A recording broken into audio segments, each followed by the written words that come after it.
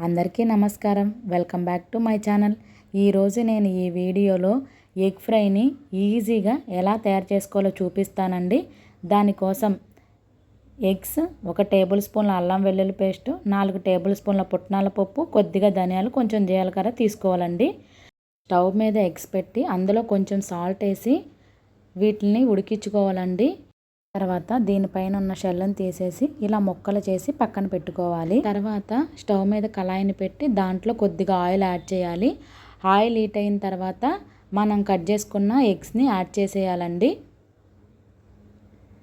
ఇందులోనే రుచికి సరిపడినంత ఉప్పు వేసి ఒక్కసారి కలుపుకోవాలండి. కొద్దిగా ఆగాలండి. వేగిన తర్వాత దీనిలోకి అల్లం వెల్లుల్లి పేస్ట్ వేస్తున్నానండి. ఇవి ఎక్కువ గరిటతో కలిపితే చిదురైపోతాయి, అందుకే ఇలా కలుపుతున్నాను.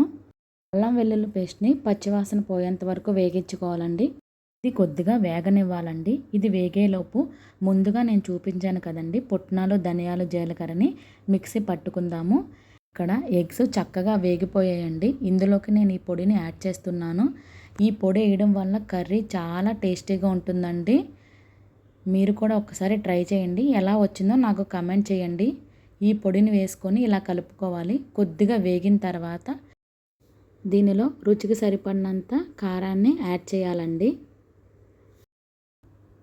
కారం వేసి ఒక్కసారి కలుపుకొని కొద్దిగా వేగనివ్వాలండి.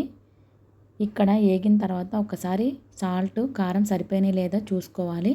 ఇక్కడ నాకు కొద్దిగా సాల్ట్ తగ్గిందండి. నేను దాన్ని యాడ్ చేసి కలుపుకున్నాను.